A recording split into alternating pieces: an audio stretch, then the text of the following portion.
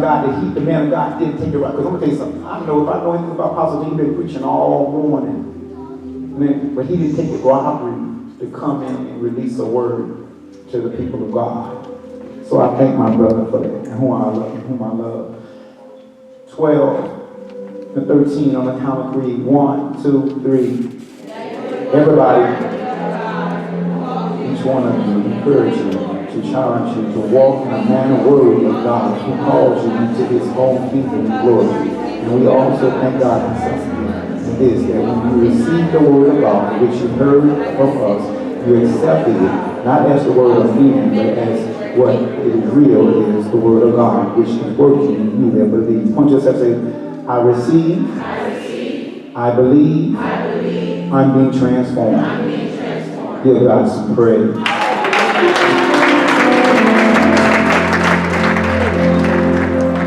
Amen. Come on, give my brother a hand.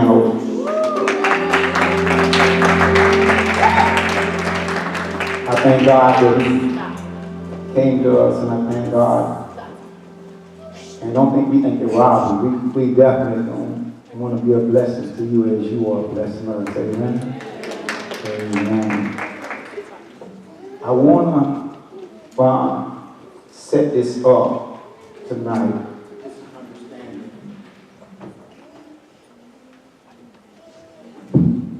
Where I'm going to set it up from? I'm going to come to where I'm preaching from, but I want to go to the book of Daniel for a minute. Go to the book of Daniel for a minute.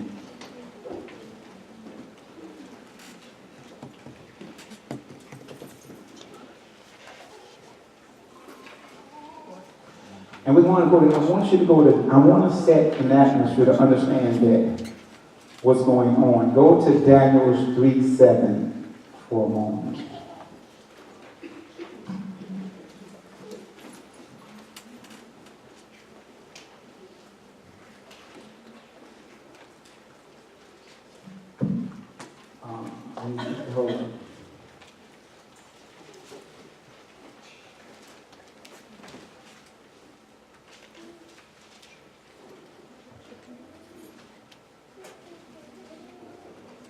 Now, why?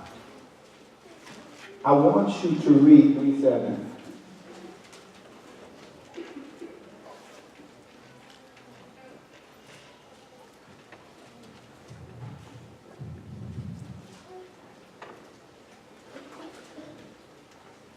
Daniel chapter 3, verse 7.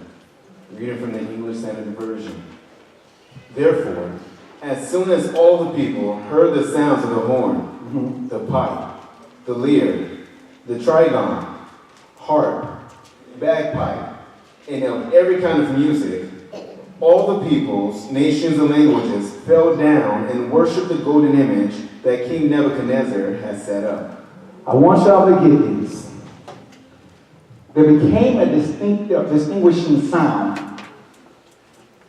that was on the land, that when all the people of different languages, different nations heard this sound, right? That hearing this sound caused the people to bow down, to worship false idols. There was a sound going across the land that began to have people bow down. There was a distinguishing, not the sound. This sound right here. Read it again. Therefore, as soon as all the people heard the sound of the horn, pipe, lyre, trigon, harp, bagpipe, and of every kind of music, all the people, nations, and languages fell down and worshipped the golden image that King Nebuchadnezzar had set up. Did they worship God?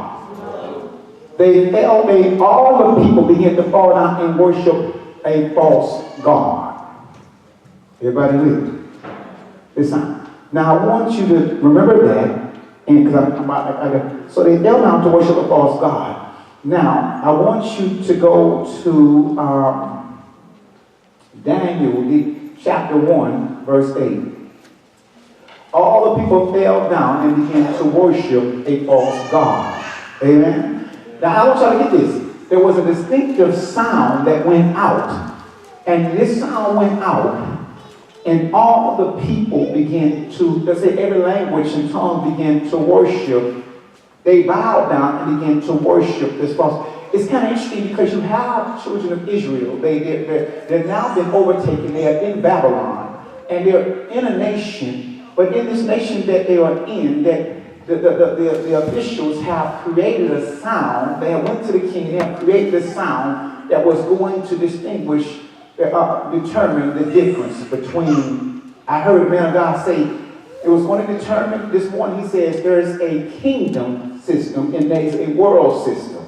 The man of God preached this morning, talked about the kingdom is a system in God's way of doing things, and then there's a world system. But the world system was, and it seemed like was interesting. You had Jerusalem was not really a huge amount. They were taken into bondage under this system. And the world system had created a sound that was going to begin to expose anybody that was not of this system. Hear what I'm saying to you? In other words, if you are really with God, there's a time, he said, the true worshiper, and the hour is now here. If you're really with God, it's going to be determined by what system you bow down to. Amen? And what's interesting, at this time when the world, this is not God creating the system, because if I go by them, I have to use a lot of what my brother preached, the brother in my love preached this morning. He said there was Satan ushering them to their greatness. So you have Daniel and the Hebrew boys who are in a world system, but nobody, and they have excelled and they're doing great, but there came a time, now watch it is the enemy that created a sound. It was the enemy that created a sound that was going to expose what system you're in. What am I saying to you? It's the enemy that began to create laws and situations that's going to begin to determine and reveal to what system you're in. You got to understand. Hear what I'm saying to you. This is not something that's going to happen. This is something that is happening now. The enemy is creating things in a system that's going to expose what system that you are in. And this time, the enemy said they had went to King Nebuchadnezzar and told King Nebuchadnezzar, you know what, build this gold statue. And when the flutes and the horns they begin to blow, everyone's going to bow down to the statue in a means to reverence to honor you. And then that's what they said. If they don't bow down, we're going to cast them into the fire.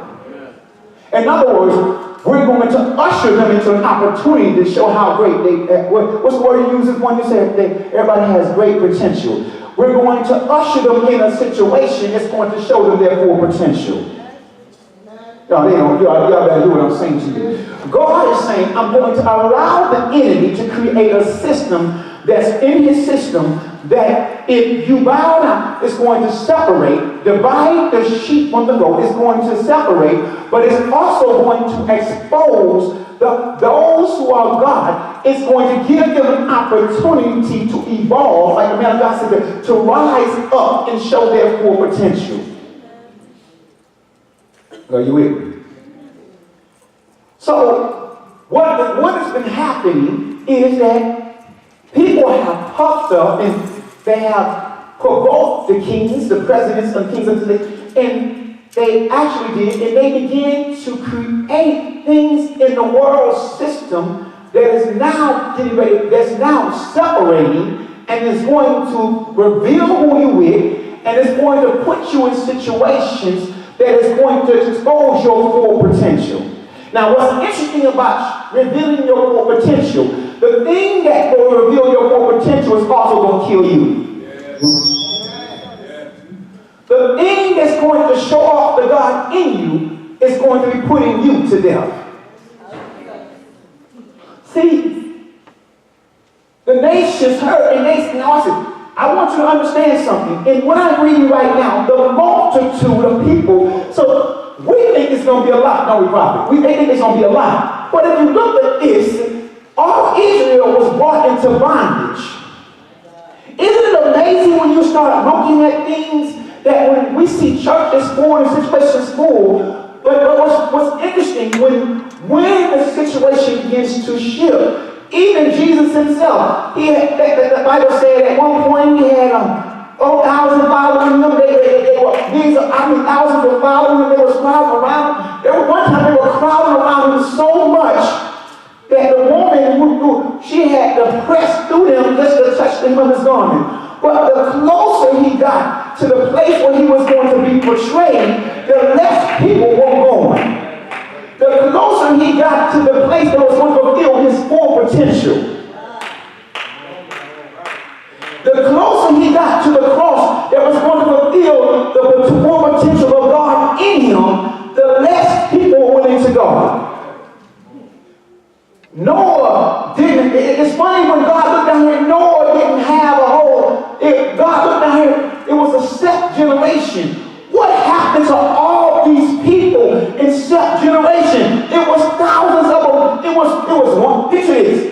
There was a generation, a set generation that called on the name of God, millions of people, and then there was the world generation, the system. It's always, I want to tell you something, and you need to understand this. The separation has nothing to do with being black or white. All these deceived, ignorant people who were sitting on Facebook, on Twitter, sitting around talking about because they black, or talking about because they white, talking about they don't get favor. Black dirt, white dirt, red dirt, yellow dirt. It's just simple dirt. The truth be told is, if you really believe God, all of us mixed with something. Everybody mixed. Ain't no pure white person. Ain't no pure black person. It's just, we all mix. See, that's why it's a little white there. It's just, that's how we got different shades. You get the darkest, you get the blackest African. You say, well, he's not mixed. You perceive he's not mixed because he stayed in an atmosphere that created the. No, we all mixed with something. True. To know what I'm saying is true, all you gotta do is you don't even have to be spiritual. Just study your history naturally. Just study the natural history of man. Everybody been invaded. And you know what the first thing people do when they invade? Isn't it ironic? When every nation invaded, some of the Spaniards and the English, you know what the first thing they would do when they were invaded? Even when they invaded the Indians, they would sleep with their women. That's it. They call it demoralizing, but they would raise children.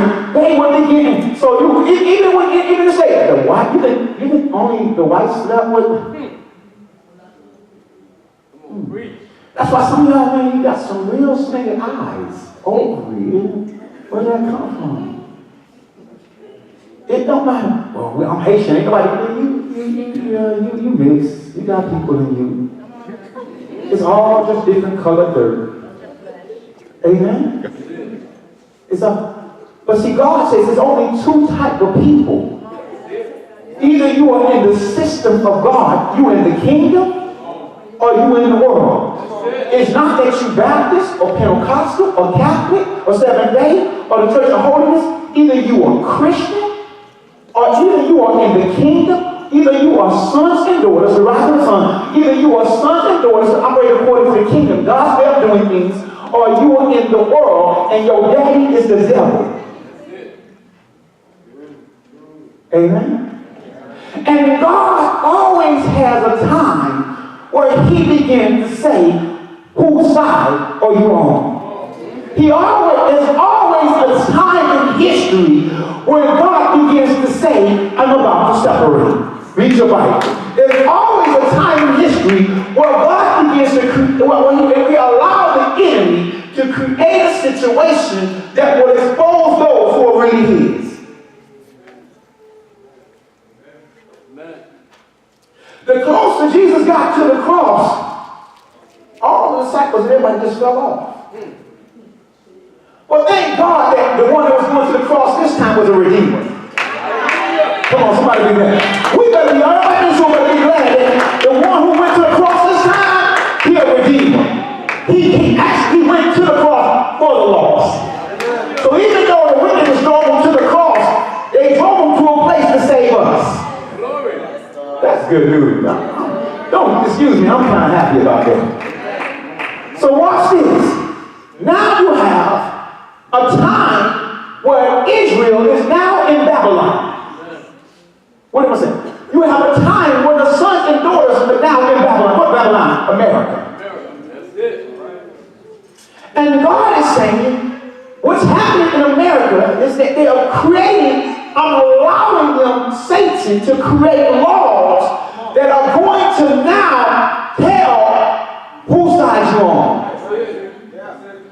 See, let me tell you something. They gonna say peace, peace, peace. And God says, when they say peace, peace, peace, soon come destruction. These men of God who are claiming peace, it is not about to be peace. It's not about to be peace. You better get ready to make up your mind what side that you are on.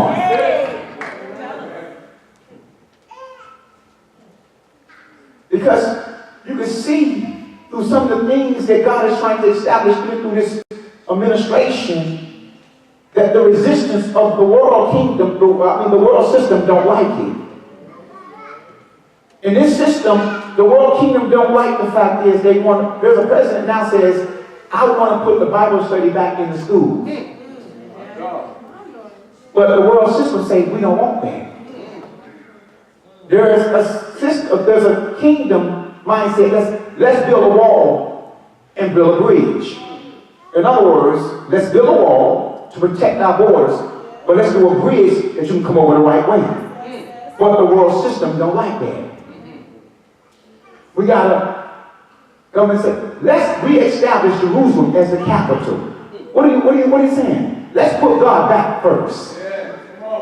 Let's put God back in the capital. Let's put him, Jerusalem was the capital. What does that mean spiritually? Let's put God back in his rightful position. They didn't like that. See, you're looking at men. God says you better be able to read this, look in the spiritual and see what I'm doing. You're too busy hating each other to see what God is doing. So watch this. So now we see this. I'm just setting it up. Why is it important? Why is it important to understand what I'm talking to you about? Because then you'll understand that training has a purpose.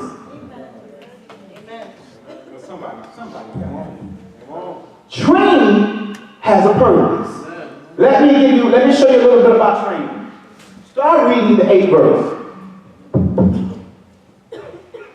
Daniel chapter 1, verse 8. But Daniel resolved that he would not defile himself with the king's food or with the wine that he drank.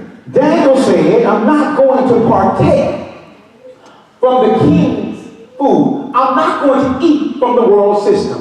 Let me explain something to you and me. You're not going to make up your mind suddenly to resist the enemy.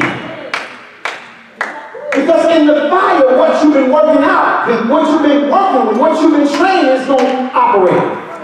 In other words, if you've been in the world, if you love the world and you in the world system, when the situation blows up, you are going to respond according to the system you've been exercising. So you're not going to get that. See, some of y'all think, no, I believe in that on the right-hand side of the cross thing, that at the last minute I'm going to. So one problem with that, that's not how it's going to go down this time. See, this thing is going to be massive. There are individual trials, but then it becomes a massive trial. If you look at what happened right here, that was something that was trying a whole nation. See, everybody has their own we have our own individual training. But your training is to prepare you for the big thing. Not just these little, see, it's not wrong. You're getting trained and when you pass the test, you go from glory to glory to glory. But see, true training is not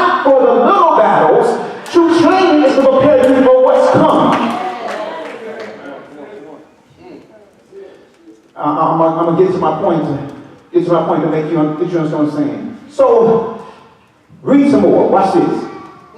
Therefore, he asked that the chief of the eunuchs to allow him not to defile himself. He says, I don't see right here, nobody understands why he won't defile himself. This chapter 1, I can't tell you or estimate the time between chapter 1 and chapter 3. Chapter 3 is when everybody's bowing down. It's the big test. Chapter 1 is the training that when chapter 3 comes. See, the Daniel and the three Hebrew boys did not bow down in chapter 3, not because they were trained in chapter 3, they were trained in chapter 1. Somebody gonna get some praise.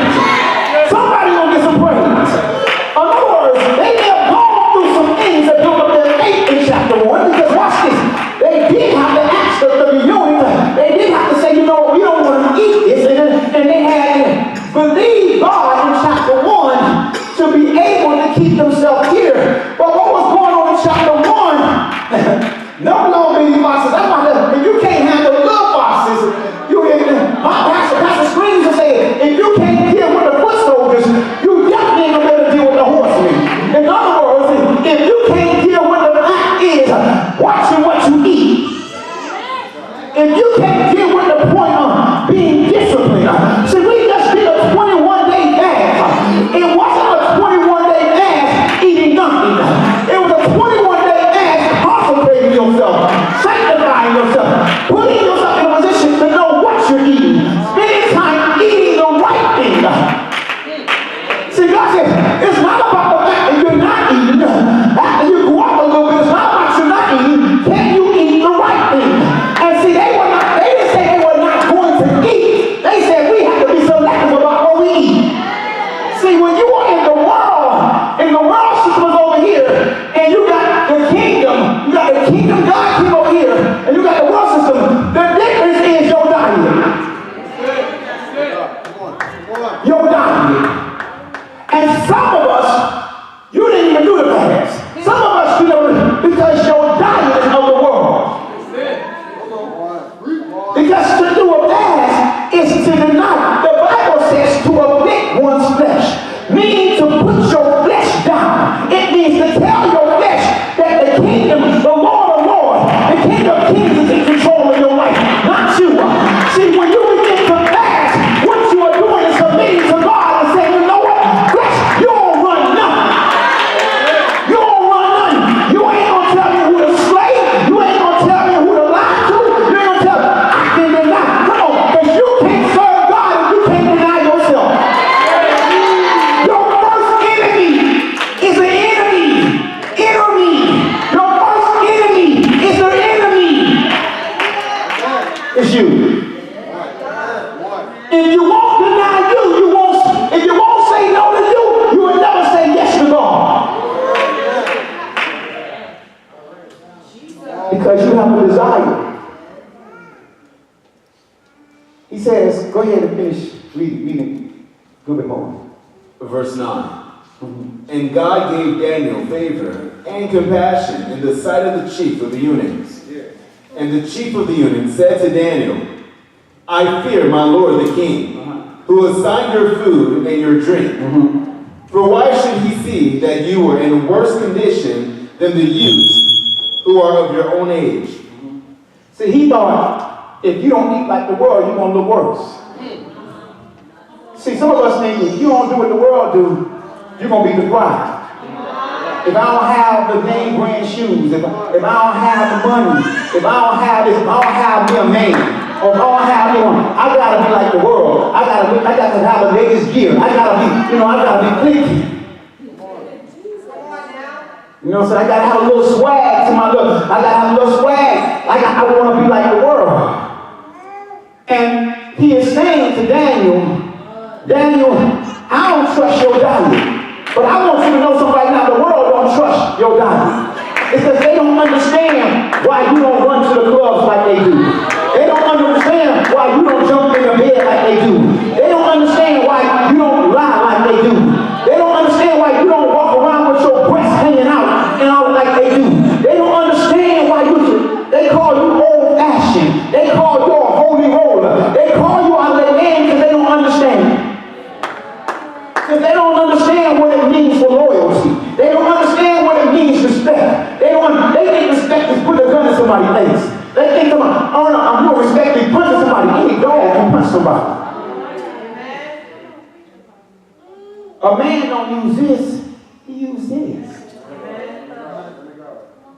Martin Luther King Jr. didn't use this.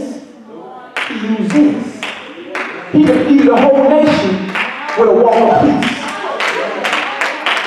He defeated a nation in its most violent time and never lived up his fist. That lets you know God was with him. He did the way God wanted. And because of that, now you can walk in any store you want to. Isn't that crazy? He defeated a violent nation with love, peace, and loyalty toward God. You trying to defeat somebody by arguing. You trying to defeat somebody by trying to prove that you're right. God said love conquers. So I got to get to my point, I got this. So watch this. Now you see, he won't eat from the king's table. I want to tell you something tonight. Don't eat from the world's table. The Bible says he who loves the world and the things in it, the love of God is not in him. Because what you love is going to move you. If you have a love and desire for the world, you will degrade and disrespect yourself just for that dollar bill. You will chase notoriety and fame and have yourself high, don't know who you slept with, doing stuff.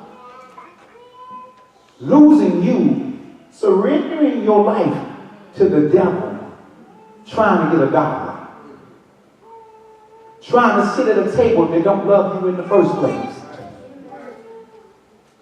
Trying to sit at a table that will use you up and throw you away. Just like, it's almost like this. Tonight they're going to play a game. You want to realize how idiotic this game is? Let me tell you how foolish this is. They're going to play a game and somebody going to win. And right after they win, they're going to start talking about who's going to win next year. It's like chasing your own tail. You keep doing the same thing over and over and over again. Over and over again. And the only reason it's entertaining, it ain't the game that's entertaining. It's the things they placed around it.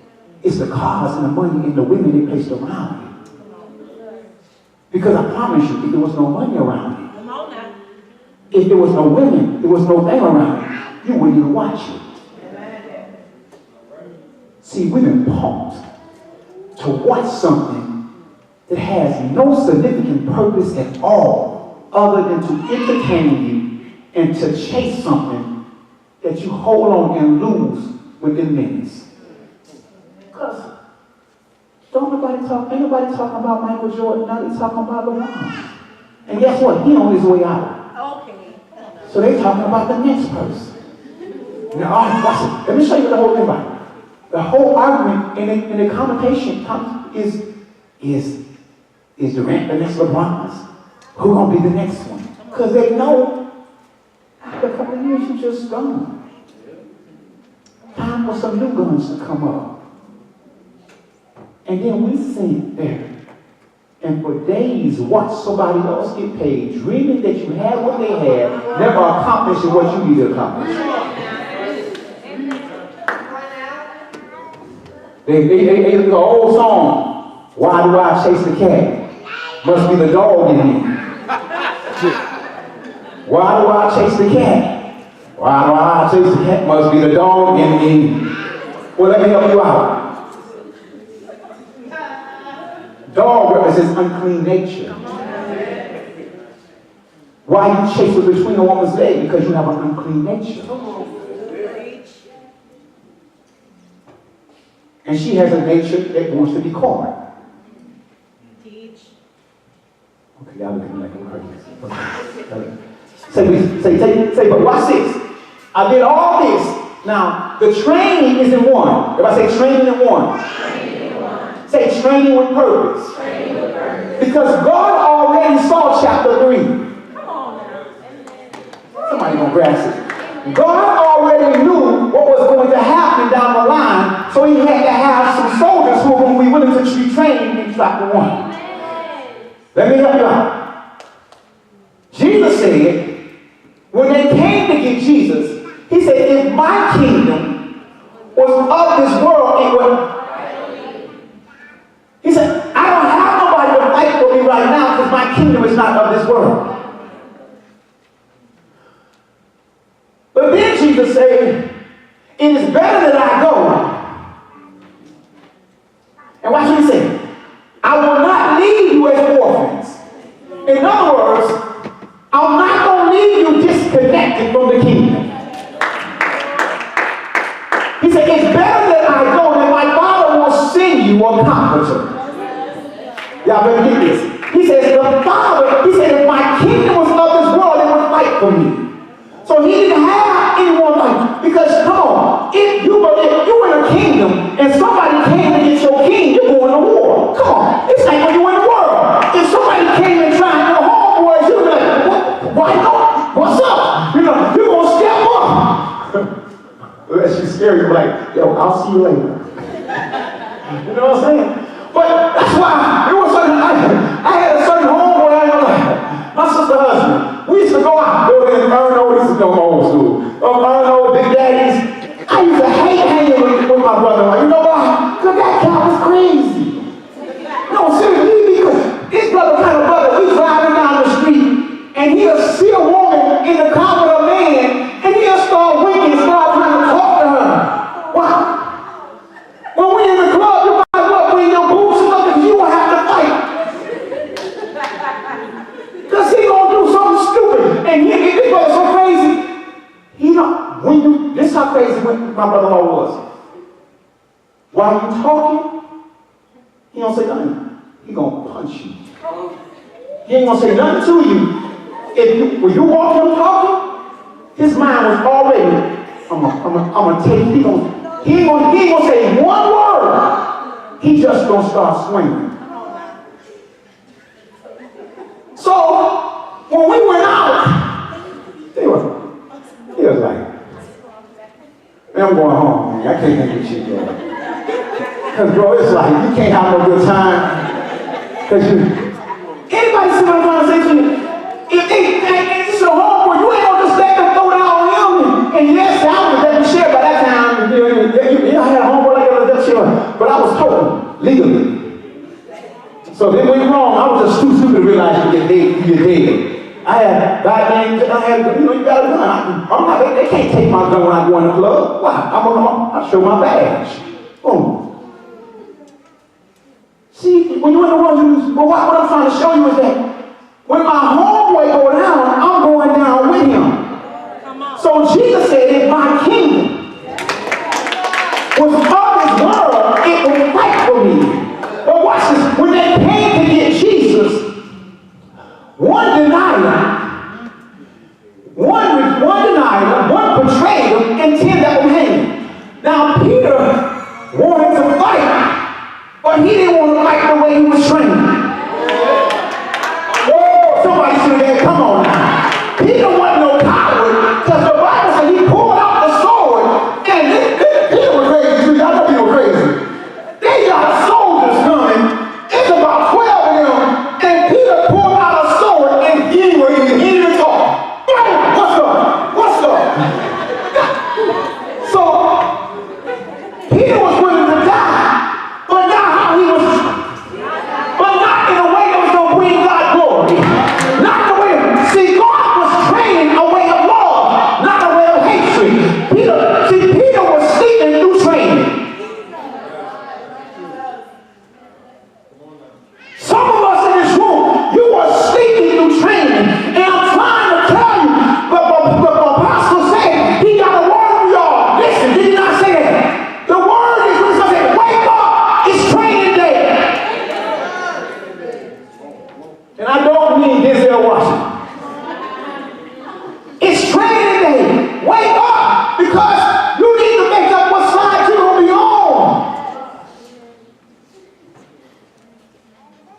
For he said, if my kingdom was of this world, they would fight for me. But then Jesus said, what Jesus did is, he said, it's better that I go, that my Father will send the comforter. Now, I mean, the Holy Spirit will bring all things into remembrance of Jesus Christ. The Holy Spirit will guide you in all. The Holy Spirit will guide you in all. So what are you going to be trained in? The Holy Spirit is going to train you in. Because Satan is the father of. So to defeat him, you must walk in. And the world rejects. And we got this, your generation got a lot of sayings. Your generation got this saying came from your generation. It came from one of my old generation, well, my generation. Speak your truth. If your truth don't line up with the word, then what you're speaking is a lie. If your truth don't line up with the word of God, I don't care how you feel. I don't care what you think. I don't care if it appears real to you. If it don't line up with what God's word is, then you are planting seeds of lies. And someone say, well, I can't tell the difference between a lie and the truth. Oh, you will just wait till the harvest grows. Some of us got relationships that appear to be true. Can I get an amen? Come on, can I get an amen? And when it started going, you was like, what is this? Man, this female, she got an attitude, she rude, she's selfish, she's arrogant. This brother a liar, he a cheater. You're like, this ain't what you said you love me. And now we now believe a lie to be true. There are women who believe if somebody kill them, that's still love. There are men who believe that, she got a mouth that's disrespectful, she arrogant, she rude, she prideful. Oh, she's a good woman. In what way? In what way is she good? The Bible said there's none good but there's none good but. So if God ain't in her, then she must not be good. I didn't say she wasn't fine. I didn't say she wasn't cute. I just said she wasn't good. If she's fine and cute and she ain't good, you're still going through hell. She can be Beyonce fine, Holly Berry cute, and you're still going through hell. Because why? If God ain't there, then truth ain't there. That means she's going to be lying to you about things she said she did. She's going to tell you this shit tomorrow when she at JoJo's house, in your car.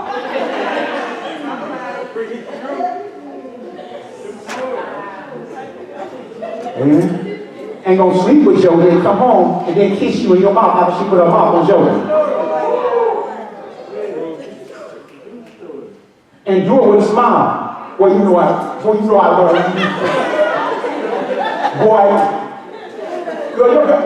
I was eating some garlic. That ain't what it smells like.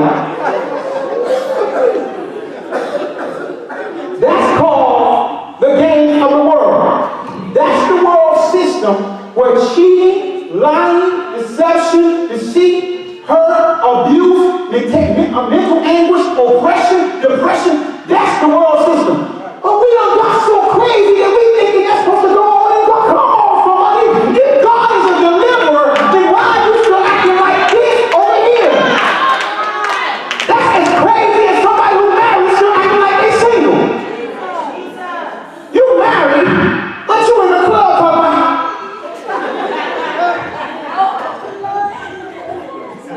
Talk about hanging out with your girls and y'all sitting there getting turned up. What? Go home and do with your husband and your children. Go home and mother your family. Well, I just gotta let some steam off. Get in the gym. What you doing in the meat market? What you doing in Satan church? And then you in Satan church, and when somebody push up on you, they got them on money in your van, all of a sudden you having lunch. Fooling yourself saying, he's only just a friend.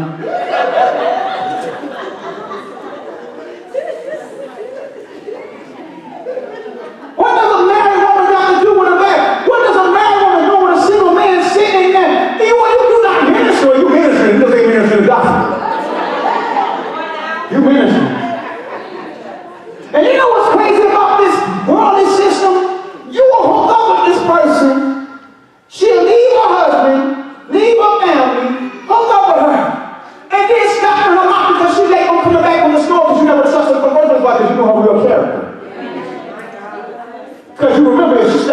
she was married.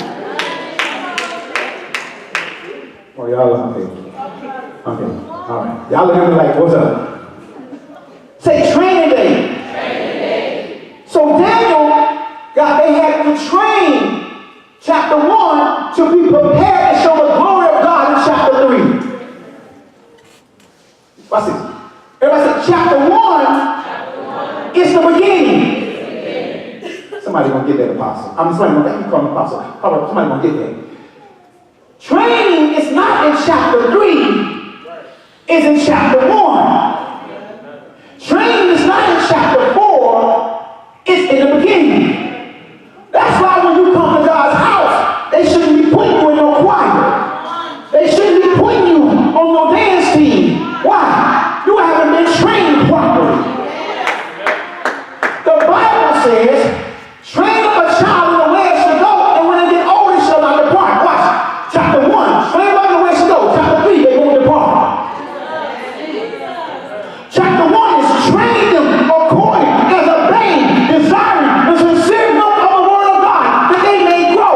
Give them the word of God. Sit them down. Feed them the word of God. Train them in the word. Not in your religion. Not in your denomination. Train them in the word of God. Train them in who is the word? And the word was made.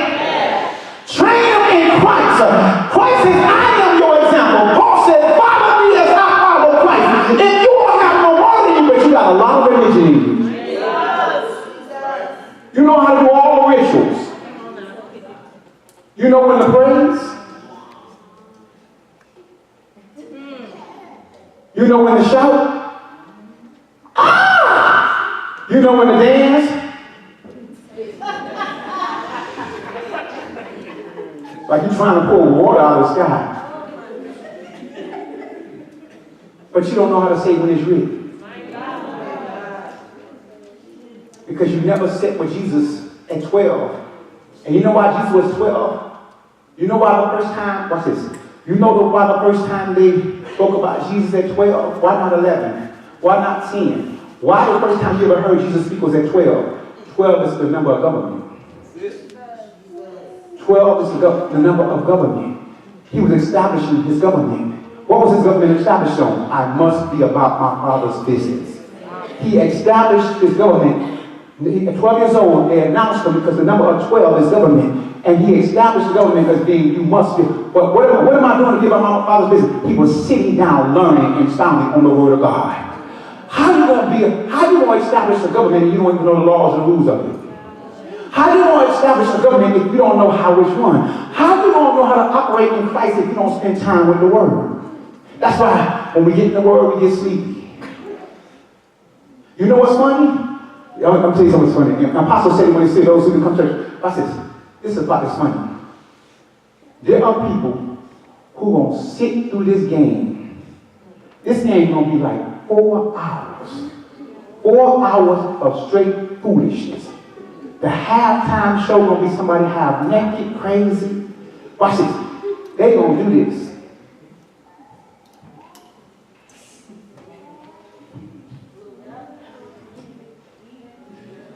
They're not going to get sleepy. They're not going to. Oh! Go,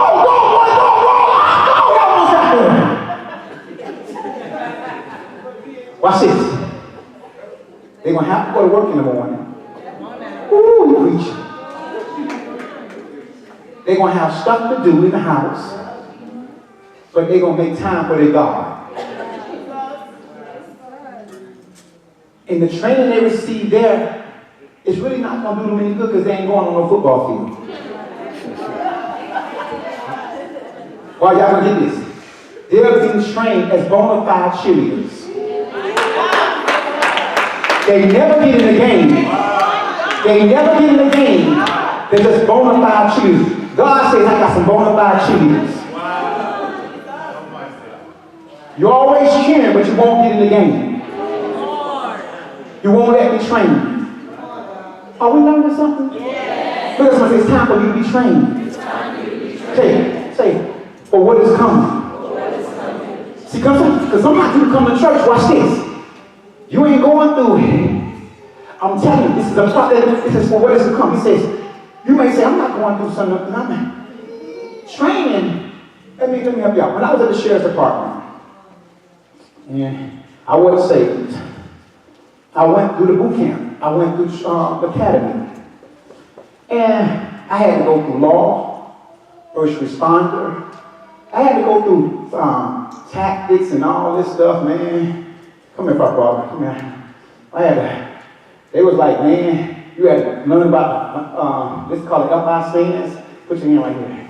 You had to learn how to take somebody down like this. All that kind of stuff. We had to go hours. We had to go through hours, how to sweep somebody.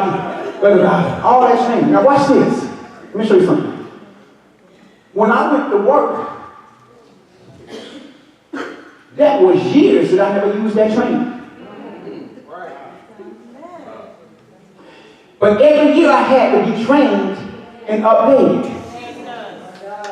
I worked inside, but I still had to go every year and qualify. And had to go with my gun to be certified. There were classes you had to take every year. And someone said, man, that just seems crazy. And you know what? I'm going to talk to you about correction officers for a minute. Correction officers get paid 35, 40. They should get paid more. And some of you, if I took you to a correction officer's job, you would look at them and say, I don't understand why they're paying them $42,000 a year. I don't understand. They sit in the control booth. They like hire nannies. They feed the people when they come out. But see, let me tell you one thing what happened. Let me tell you what happened. So one day I'm at work. I'm working with a special unit. I work with a special unit. It was with juveniles. Yes. I'm like, as I'm working, I hear 1094. I'm leaving, bam, I'm running. That means back up.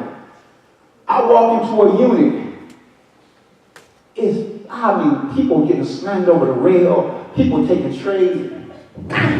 And that day, it was a me sergeant in there. We in there. I was bigger than though, brother Lord knows. I wouldn't even jump in there right now. You know what I'm saying? I wouldn't even jump in there. But see, y'all laughing. But when I was at the sheriff's department, pound for pound, I was one of the strongest people in the sheriff's department. I squatted over 500 pounds. I squatted over 500. And I was able to do 220 10 times. Do 3 sets of 220. Go in and just work out. That's all I did for work out. And we go in and we slang. We're like, bam, we slang. Push them in the door to us and then back up. I'm like, it seemed like, it's funny how time slow down. But it's because it seemed like, we in here by ourselves. You gotta watch your back because they don't, next thing you know, you got a tray behind your head. I'm like, boom, I'm grabbing somebody, got one dude over here. Watch this. They didn't train me. All that training was for that day. No, I didn't encounter that day till maybe 3 or 4 years later by working, and I had little bitty scuffles, but the major training, and they knew. Those who are in the field, they know about that day. You may see a police officer ride around. That's right. I got a problem with people who got, I ain't trying to find, I got a problem with you if you got a problem with police officers. Because you're ignorant. You are very ignorant. Let me tell you why. Yes, they are bad officers. That's real. For one bad officer, there are 10 good ones. Come on. There's some bad brothers. Come on now. But for every one bad brother, you can't categorize all brothers the same. Am I right? You can't categorize. All brothers ain't no thief. Some brothers out there trying to do what they got to do. And they don't need you riding on them because they got a hoodie on. But watch this, you got to understand something too, though. You one brother without you right. You absolutely correct. You good. But what about the 9 brothers who got a hoodie who ain't good? Come on now. I'm not saying, you got to kind of understand, you know what, the same way you want to go home, that man got a family and want to go home too. So sometimes if he tells you to stop and slow down, just do what he tells you to do. You in the right, stand on your right. Does that make sense? And I'm not saying, I know, I work in the field. There are some cops, straight out racist, they dirty. But for everyone is dirty, for every one bad teacher, how many of us had great teachers? For every bad, how many of us, for every bad waiter you done had some great waiters. Yeah. So why do we want to categorize everybody the same? That's not right. Because I know why, because we want to get Al Sharpton and all the money shots involved so they can come and they get it. Y'all know they just dogs running toward the blood. Yes, they are. Because after they get there, after the cameras go away and everything go away, they go away too. They're using you for political motives and reasons. And once the story go down, they go back home wait for the next blood to come in the water. I'm just speaking the truth. They might not like it's the truth though. And then you got some people that have the audacity to put a mic in their hand in the church.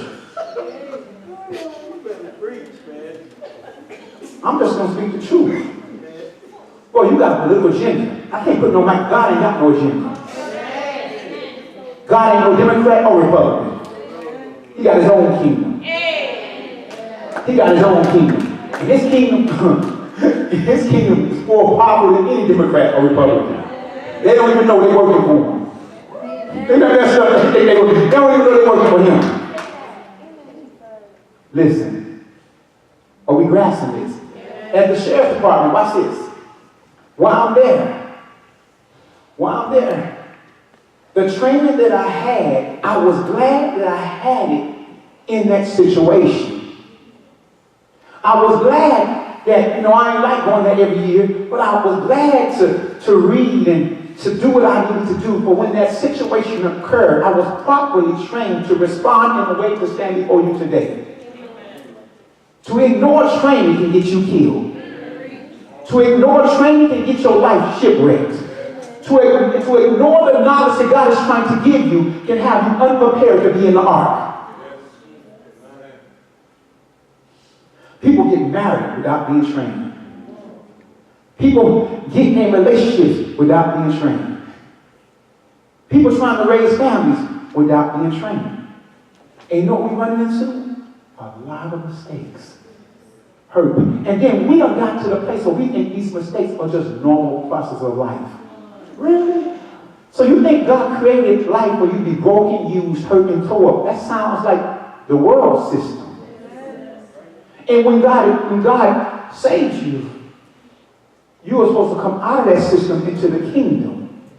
But he said, if my kingdom was of this world, they would what? Fight for me. But he said, so when you come out of the world and you in my kingdom, you have to fight for me. But he says, since you have to fight for me, you need to be trained. Say trained. So let's go over this real quick and get ready to go home. Go to 2 Timothy. Apostle was all in my word this morning. The prophet and the apostle.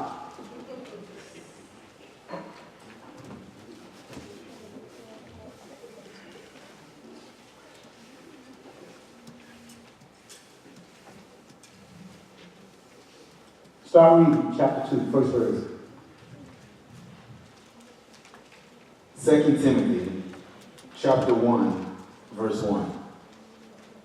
Paul, an apostle of Christ Jesus, by the will of God. I'm sorry, 2 Timothy, chapter 2, verse 1. That's what it is. I'm sorry, chapter 2. 2 Timothy, chapter 2, verse 1. Okay. You then. Okay, stop right there. Say it again. You then. Everybody point to yourself. You talking to you, say you then. You then. Say that's me. That's me. Okay, go ahead. My child. Say sons and daughters. Sons and daughters. Any sons and daughters in the house? I can't hear you. Any rising of the sons in the house? You there. He said, my children. He didn't say you there Baptist. He didn't say you there Pentecostal. He says, you there, my children. Amen? Everybody say train with purpose. Train with purpose. Go ahead. Be strengthened by the grace that is in Christ Jesus. He said, I need you to be what? Strengthened. He said, my children need to be what?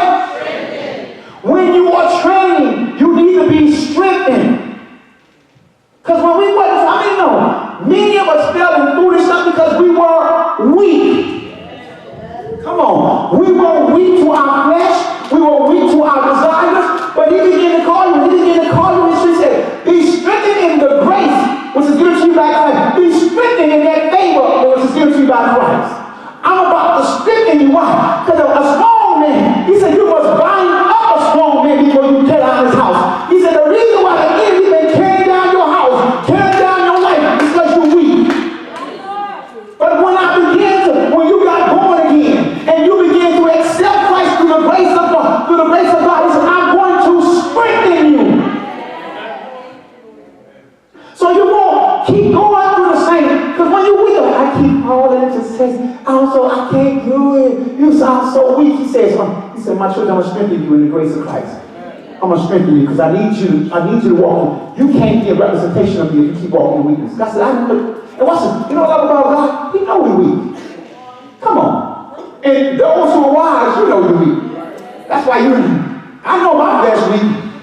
That's why I'm not going into the office having no weakness. Some of y'all know what I'm talking about. That's a strip club. You know what I mean? I'm not going into the office or Rolex trying to save nobody unless God send me. Because I don't trust my flesh. You go in there talking about laying hands, now you got hands laid on you. No. I'm strong. But I'm strong to be sent. God knows my strength. I'm strong to be sent. See, David was strong too.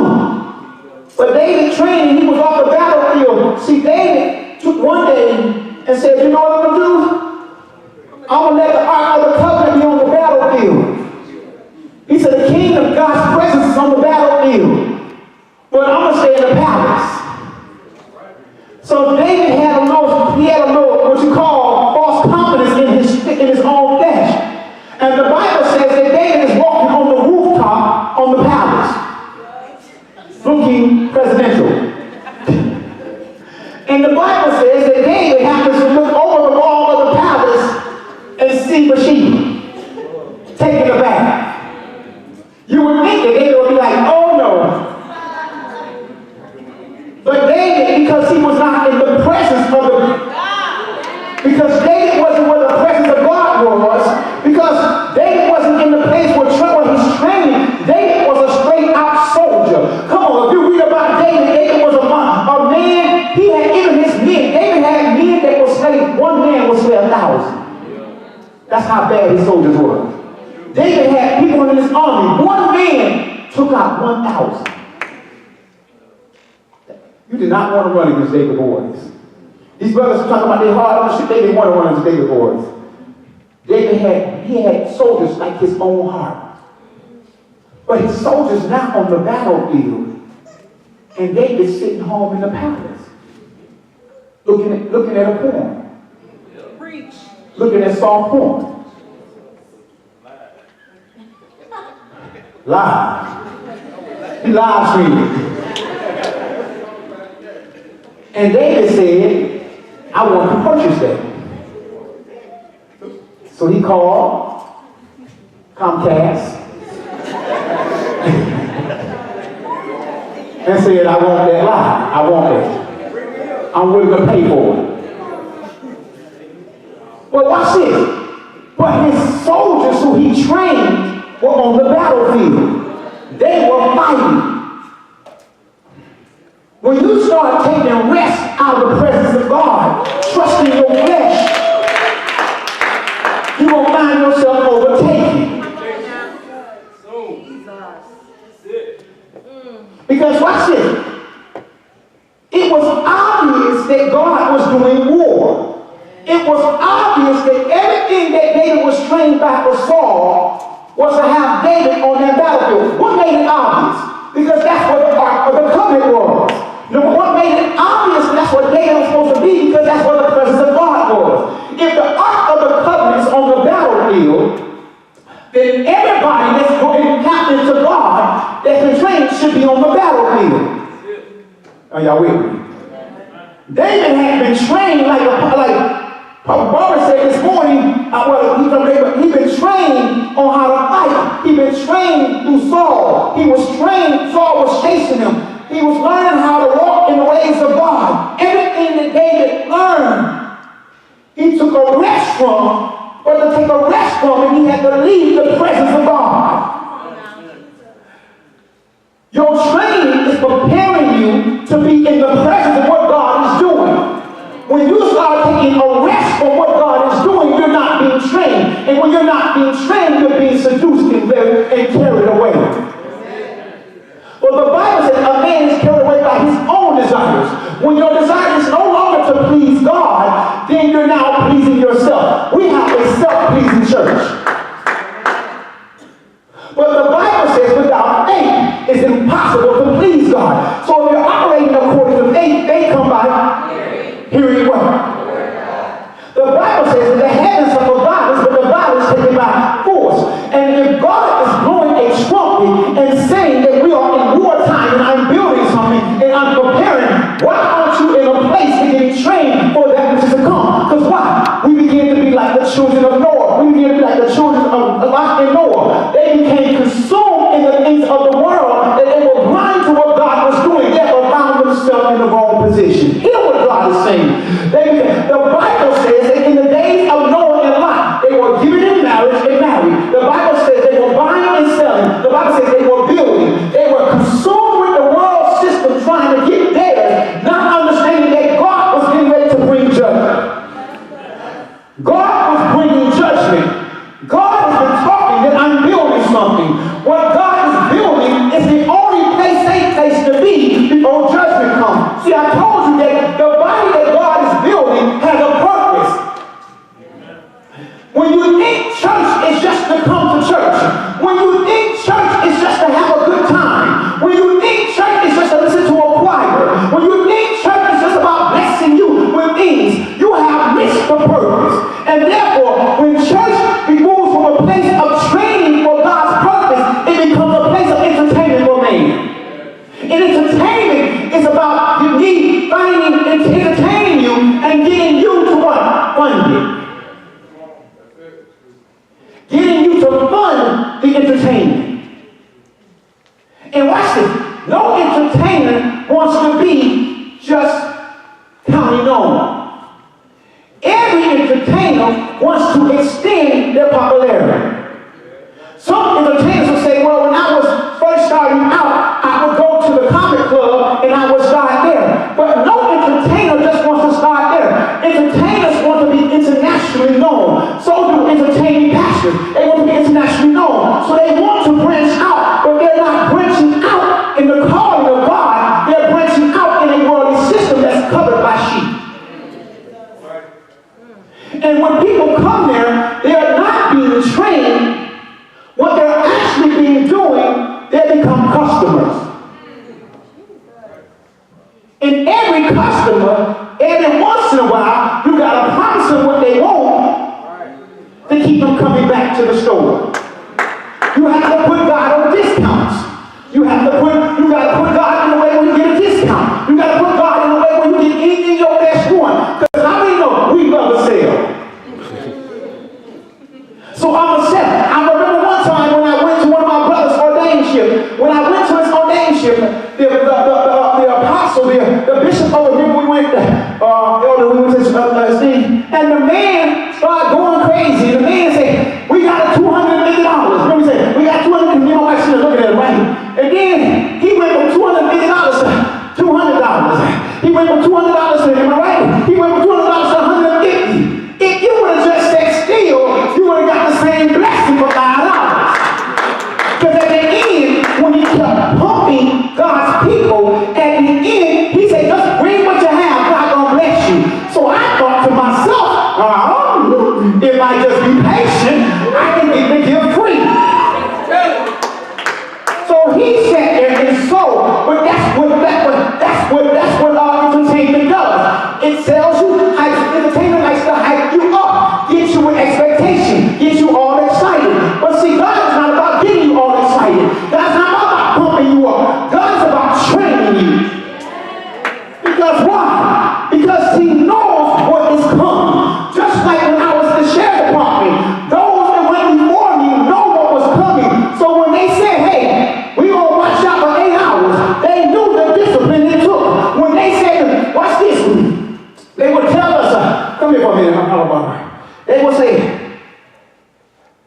Stand right there. And attention. Attention. I didn't say salute, I said attention. Stand this way. Stand up. That's what they would do. Man, your gig line out. Man, what's this? Shade. Man, what's the collar? They would, and they'll have you stand there while they pick you apart. Why? Because they're teaching you that you got to be in alignment. Because when you walk with them, your gig line has to be with your shirt. It has to go straight down. Yes, when you go in, your shirt has to be your button. It has to go all like this. Amen? They want everything lined up because you're representing that sheriff's department. Like the man of God came and said, you're representing. And when you represent, you don't want to be out of alignment. They didn't care if it was a little bit off. I remember I never had a shave. One time a sergeant walked by. I might have had 3 strings. He did something like this. Shave. I'm like, shave what? So I went and shaved. I've been shaving ever since. They expect you. Your uniform can't be with you. Go home. And they will tell you, put your feet together. Hands to the side. Shoulders up. Head up. Head down a little bit. Left face. You out of order. Left face is simply, they depart. Right face. About face. See, he don't know my orders. About face, what he was a turn to me. But see, I can't be mad at him being able to train. See, God ain't mad at you when you're fornicating, when you don't know him. But when you know him and you're fornicating, God says you're going to be with the greatest stripes. Because you know that. You've been trained to abstain, and the Bible says let a man control his own body. Let him be able to abstain, control his own body. He says, with me in the word, you can control yourself. Don't say you can't do it. God said, with me. He said, no, you can't do it. But if you keep coming to me, I'll train you how to do it. God says, no, you're going to want sex. He said, I know you. But if you come to me, I'll train you how to stop. It ain't no greater power than to control your own body. Because see, when we was weak, I don't know about you, I couldn't control my body. And she called 3 o'clock in the morning. I'll be there. I'll be. And then when you found out she's pregnant, I wish I wasn't there. It's not really mine. No, you know what I'm saying? Take 2 steps forward. Right turn. See, and when you train, it's like this. Example. It's like this. Right face, snap. 2 steps. Left face, snap. When you've been trained, you know how to do it. Because they had us marching for hours in that hot sun. They were like, you left, right, left, you left, right, corner left, bam. And you know, I ain't never watched before. I'm like, man, and they'll have you out there until you get it. And you know why? Let me tell you why. You know how you get it? Because people in front of you. And watch this. When somebody don't get it, it messes up the whole line. Somebody don't get it. When somebody don't get it, it makes the whole line look bad. See, if they going, you live, you're right, you're right. They going, and then you got what they call double step. You're there. What you on? Then they always say the hardest person. You're left, right, don't live. It's running cages. All left, right,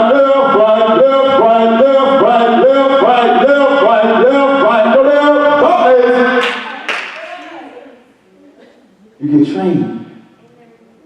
It's been over 20-something years I've been out, but the training stick. The training stick. So he says, strengthen them. Keep going so we get finished. Go ahead.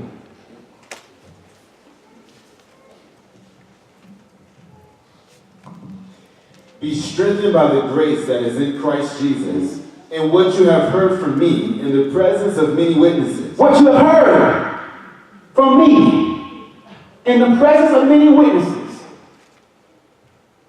Everybody in this room, you're not accountable for what you have heard. Go ahead. Entrust this to faithful men. He said, I need some faithful men. Can I get the men to stand up? He said, I need some faithful men. See, Satan wants to destroy men. You know why he wants to destroy men? Because he called men to be the head. And when men won't be trained, how can a man not train his family?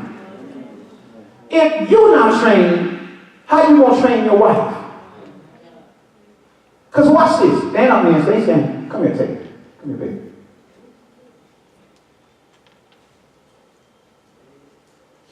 Ready? Stand aside. Legs together like this. Hands straight down. Head straight down. You feel your left leg? You see, take one step forward with your left leg. You feel your right? You feel your left leg? Take another step forward with your left leg. It's my job to train her. But if I'm not trained, take one step forward with your left leg. She was like, well, what you doing? You told me to take one step, but you went with your right leg. Oh, I messed up. So next time, take 2 steps forward with your right leg. I'm throwing her off. I'm throwing her off because I ain't trained. Yes. Some people got messed up relationships with women because you throwing them off because you ain't never been trained. And then your training came from the streets. Jesus. Street training don't build no happy home.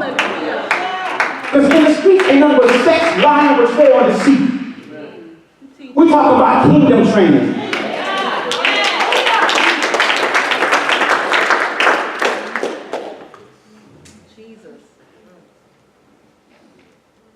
I want you to start with your left leg.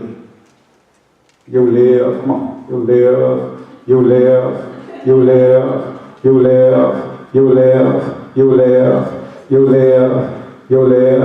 Actually, at ease. Put your hand behind your back. Thank you. You can't train. We got too many men trying to lead a woman without training. You want some, and the reason why you won't get trained, because you don't submit to nobody. You run your own show. No, there ain't no one, there's no, I know you've been watching a lot of movies. I know, you've been watching Rambo. Ain't no Rambo. Y'all know, come on, let's be real, man. Rambo would have died in the first movie. They would have killed that clown as soon as he was on that mountain. They would have killed him. Because bottom line, ain't no Rambos. But we got some Rambo brothers, and then you wonder why your house unhappy, why you unhappy, why your children unhappy. Why? You ain't been trained. But God said, look at, fellas, look at another man say it's time to be trained. Men, have a seat. Go ahead. Entrust to faithful men who will be able to teach others also. Let me tell you why we need to train men. Faithful, not any kind of men, faithful men. When I was at the sheriff's department, after being there a couple of years, I became an FTO. A FTO is a field, it's funny when I look at it, it's funny what I do now in the call of my life, how God orchestrated things that I went through when I didn't even know him, that how they play out now. I was called an LTO. An LTO is a field training officer. A field training officer job was when people got hired, They were assigned to me to train them. I will train them in the policies, procedures. I will take them. They will stay with me. I will evaluate them at the end. Based on my report, will determine if they can keep that job. I will put them in situations and do their evaluations every week. But you know what's interesting about? I knew my job, but my heart wasn't with God. So what happened? I remember training women and sleeping with some of the women I trained. Come on now. What am I saying to you? You take advantage in your position of authority because your heart ain't right. You have people whose heart is not right, and they take advantage of those who they are training because their heart is not right, even though they can be training you correctly, but they end up leading you into sin because their heart is not right. And she graduated from the academy, they got the training, but see, God is looking for those who can train, who have a faithful heart. God can't put people under you and you're trying to train them in God, but sex them in you. You want to train them in God, but then turn around and use them for your own purpose. Ladies and gentlemen, let me tell you what I'm talking about. If God wants to bring you to a place, He just said it in the word, read it again. And what you have heard from me in the presence of many witnesses, entrust to faithful men. Entrust to faithful men. He's talking about men and women. Go ahead. Who will be able to teach others also. So God's purpose in your training, I don't care if it's your first time here, I don't care if you've been here, God's purpose in your training is to get you to a place where you can train others. Everybody. You don't have to be a pastor. You don't have to be an apostle. You don't have to be a teacher. God is calling every son and daughter and wants to train them and put them in a position to train others. But see, the Bible says, how do I know what I'm saying is true? The Bible says that we are all ministers. All the ministers, raise your hand. The Bible says we are all ministers. But watch what he said. He said, but wait for your ministry. Why do you have to wait? Because you can't train somebody if you ain't been trained. And God is not going to entrust you to train someone. It'll be like this. I'm not trying to find anybody. I know this wasn't his background. Come here from me, Apostle. Papa. Shouldn't you your baby in your arms? Okay. Come here. Okay. Drill Chantier.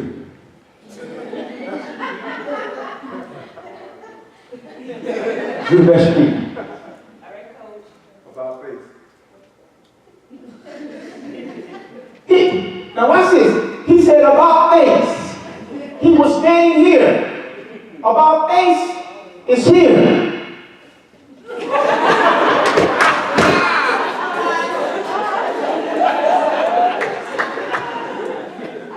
She been watching Thriller. Listen. He can only train her according to his own training. Now watch this. He don't know that that's when she turned about face. He said about face. What they did was they turned right face. They both think they right. Woo! They both think they're right because they are ignorant toward what they're. And we got a lot of people who think they're right, but they're ignorant according to the words of God. We got people who think they can contest leadership. They don't even know how to do it. They want to know. Oh, they ain't studied. They don't even know the word of God. Listen, and they think they're right. And then they wonder why they like going through hell. You out of order. But you can't tell them they're out of order. Why? Because they ain't never been trained. So they think, well, this is what they say. Well, this is how I feel. God, a good trainer, any good trainer don't care how you feel. He's trying to save your life. Just because that's how you feel, don't make it so. That's why the Bible says that the old woman teach the younger woman. Let the older man teach them. Why? Because God is hoping in your age. And I truly believe that's not age-wise. I truly believe that's spiritual-wise. Because you can be the older woman and be younger in age. But you're older in your relationship and experience spiritually. I want y'all to see that. He can't train her properly in this because he has not been trained properly. Y'all even listen out. Watch what he said. He says, I want to give you some elder groups. Someone saying, yeah, I sure do that. I think we can do better when it comes to training an elder situation. Say, that's where God perfected them. Just like there are areas that we're perfected. Like, watch this. There are churches that come to us. We have a book, where's Rose Paul? We have a book called The Process. We can train many ministries in what the process is. What the process is about being efficient, by sitting at the feet. We can train, I promise you. We got a book, we got a hard copy of it, we got a book. We can come into ministries and train them on how the process is. In other words, we can train them, stop putting your people in the choir and the usher board, learn them to teach them how to sit down at the feet. We can train them on how to be how to graduate and how to go into the addition of men. We can train them how to build the kingdom. We can train them, God has given us wisdom and knowledge on that. But see, when you're inside the church, that's not my specialty because I started outside. See, let me tell you something. He raised up, though me and Apostle Gene came to sing, we went two different roads. He raised Apostle Gene up in the church front. He raised me out on the outside. So therefore, there are some books he has that I need, and there's some books I have he needs. Because when it's elders, okay. But then when it comes to elders, how they work in the church, there's certain things inside. That's not my expertise. Is that your expertise? It ain't mine either. I was not my training. I didn't sit down. When they talk about certain things in certain positions, certain things, certain structure, that's not my specialty. That's not my specialty. I know the basics. You know the basics. But to get it down to the place where them cats like they can't like bam, they robotic. No, I can get. And when I say robotic, I mean they systematically got it down to a T. Just the same way. If you came to our process, you come to our process, they be like, man, that class was off the chain. That class was why? Because many people don't know God's order in being when you get delivered. They don't know God's order when it comes down. They think because many of us, you didn't grasp out of the process. If you didn't really grasp out of the process class, that's because you're prideful. You're prideful. Because if you go in the process class thinking you know, you're going to miss everything in the process class. Because you don't know. I promise you don't know. Because if you would have known, he wouldn't have sent you here. You were sitting because you don't know. And he didn't give it to you. He didn't give it to you. And he sent some people here, don't mean you ain't got some experiences. You just don't have those experiences. And that's why when we went, what is our heart in training people who are religious? Am I right or wrong? Because they think they know. They think they know. I'm not interested in that class. I'm not really learning. You are so foolish in your ways.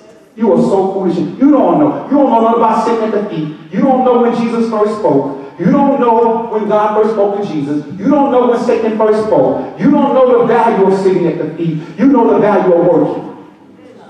Because you came out of church and you learned how to work, and you think you're supposed to work. You learned the value of position, so you want a position. You don't know God's order. You don't know God's order. And when God sends you something, this is how I know people out of order.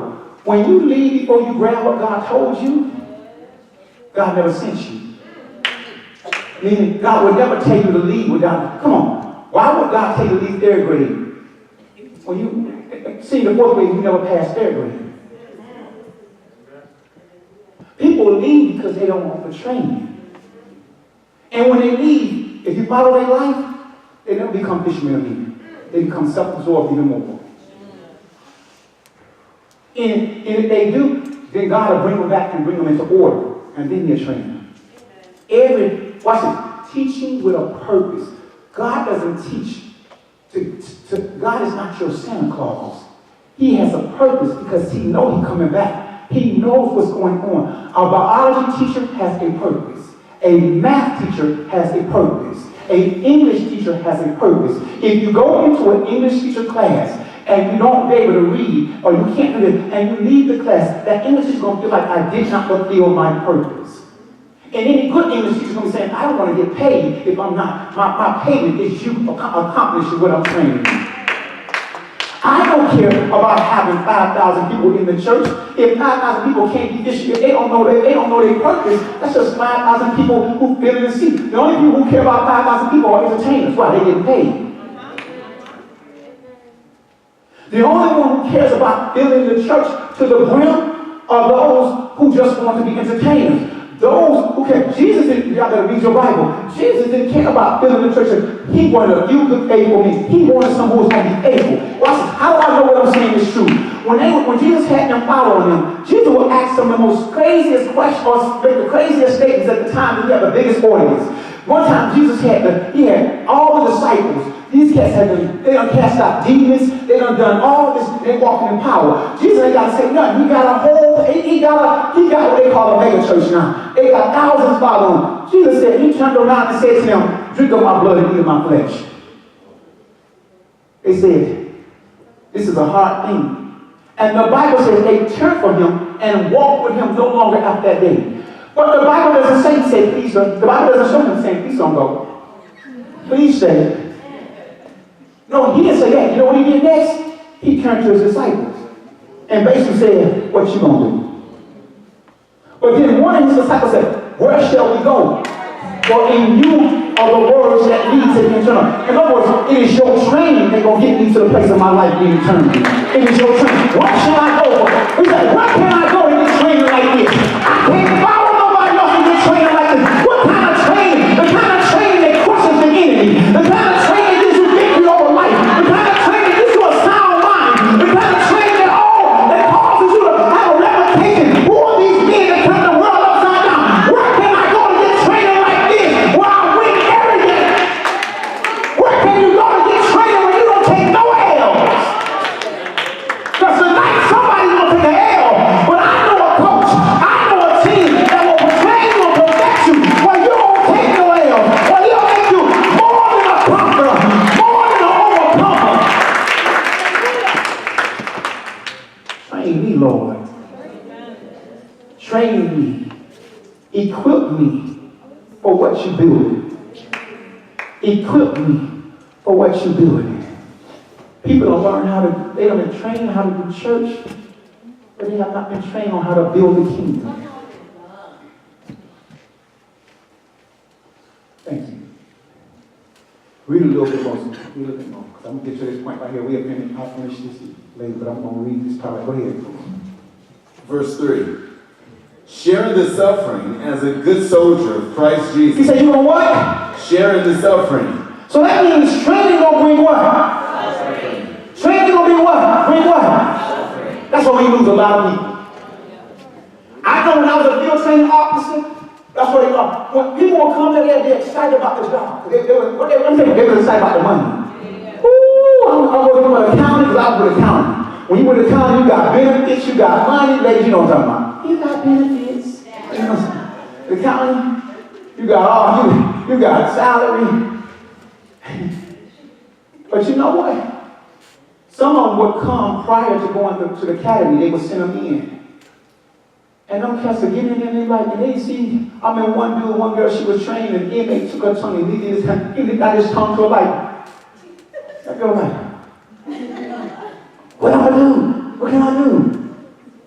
And some of them, watch this. You gotta get this. They are being trained to deal with the enemy. The correction officers are being trained to deal with the lawbreakers.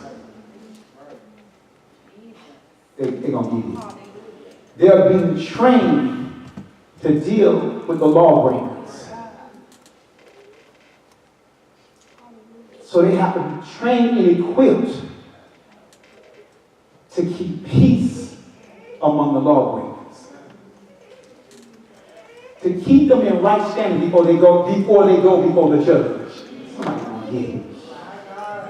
The correction officers are the peacemakers to keep the inmates in right standing before they go before the judge. Amen? So he has to be the peacemaker.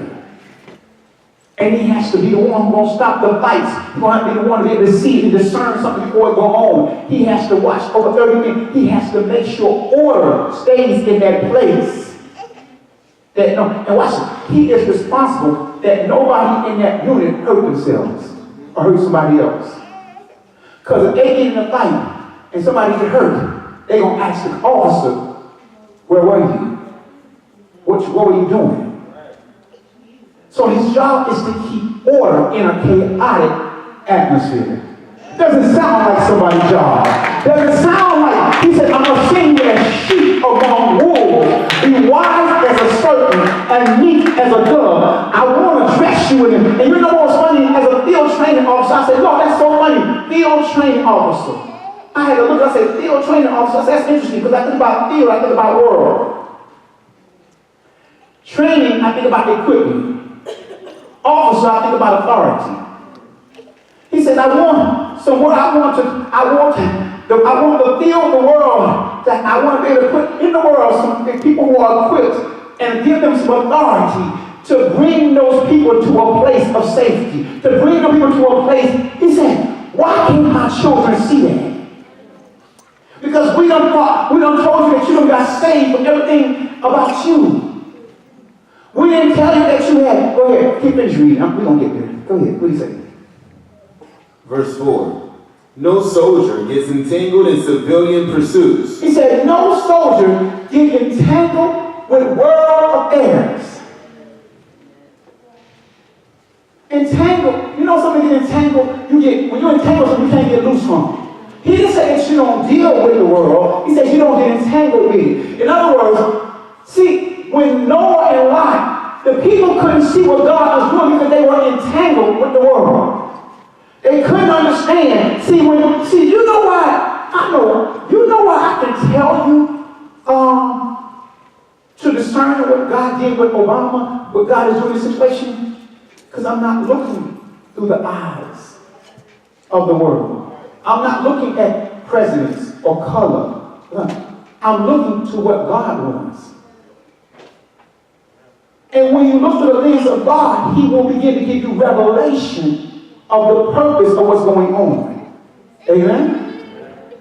And then you begin to see what God is doing. And now you begin to declare to God people like Noah did. God is building something. And my heart goes out because many of us in this room, you don't believe it. Why? Because you are entangled with your own desires. You are entangled. See, let us understand something. I keep calling him Apostle. Well, Apostle. Father Barbara preached this morning. See, he said this morning, seek ye first the kingdom, and then these things shall be added to you. Millions of our husbands, all that stuff, those things are add-ons. God says, have no thought for what you shall eat, drink, or what. He says, I already have you. Do you know when you're in the military, you don't have to worry about eating? Am I right? Because you're in the military, right? When you are in, especially in wartime, when you are at wartime, they give you food. It is their responsibility to make sure that you have everything. They give you the gun. It is their responsibility. Oh, y'all been hearing what I'm saying. They give you the clothes, the gun. They give you the train. They give you everything. They gave you the training. Just like, remember I told you the vision I had? When the blood came down on the man, and then he came up and he was in the sun, all white in the sun. Then he went from a sun to full armor. And when he went from full armor, he went from full armor into a suit. And God told me, this is what happens. He said, and I don't know who I have, somebody going to draw this design for me. The man, this God gave me another, he said, the crosses, I see half of the cross. Jesus on the cross. And I see the blood and water running out of him. And it runs down on a man that's dirty, unclean. And when it hits him, he stands up. And now he's in all white with red with the sun on his chest. Then he goes from the sun on his chest to moving into full armor. He's got the helmet on. He's in gold armor. The armor is shining. He got this on. He has his sword pulled out. And then he goes from full armor into a suit as a teacher, a businessman, a nurse. And God says, this is what I am doing. This is what I am training you for. God says, everything that you see that's happening, the enemy's plan, the laws, all this thing is doing is going to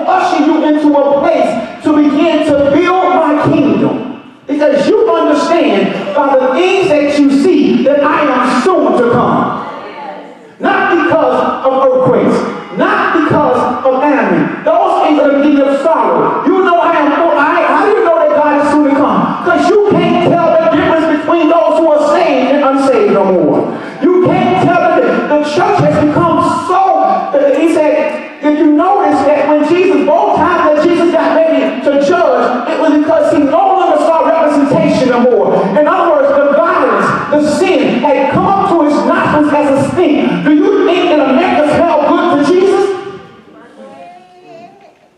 Were we trafficking babies? And if we're not trafficking, we're slaying them. In the church, watch this. What we see in the world, lying, cheating. No, let me say something. I saw somebody, they wrote a book as a couple. I'm not going to say because I'm a couple. They on the radio station talking about it. In the book, they talking about how they ran into each other. They ran into each other. This is a prominent couple. Now they survived this one too. And they on the world radio station talking about this. And he's talking about, he had a girlfriend, and he got her pregnant, and his now wife, at that time he said she was his best friend, but she was his best friend, and she would go to the girlfriend that he had to get the baby so he could be able to see the baby because he was having beef with the girlfriend he had, and she's spending time with him, and she's going to get the baby for him in that situation. But then, come to find out in their book, she was engaged with somebody else when he took up on her. And you're reading this story, and this story don't sound nothing like that. They laughing and it's giggling, but why would you laugh and giggle about something God said you should be ashamed about? There was nothing glorious about their coming together. It was full of lust. It was full of sin. It was full of, I'm looking at them. Now, that's not what I'm trying to show you. That them on the radio said they were eating it up. Oh, girl, so what position you was in? And she was laughing. Yeah. And that's why he says, and watch this. They went there to sell a book, not to glorify God. How do I know what I'm saying is true? Because when she was trying to explain her story, she said, well, I'm not going to tell you everything, get the book. She was talking not in a manner to glorify God, but entertainment. Entertainment will write books, and they say they're godly, but they're really writing books that what? For entertainment.